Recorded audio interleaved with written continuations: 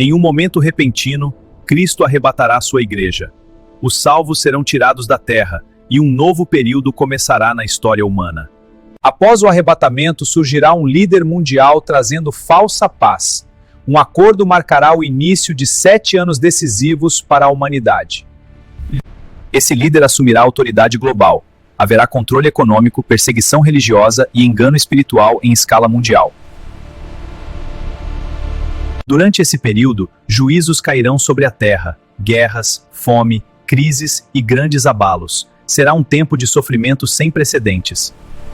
Muitos serão perseguidos por permanecerem fiéis a Deus. Será o período mais difícil espiritualmente da história. Permaneça firme. Ao final, Cristo voltará em glória e poder. O mal será vencido e seu reino será estabelecido para sempre.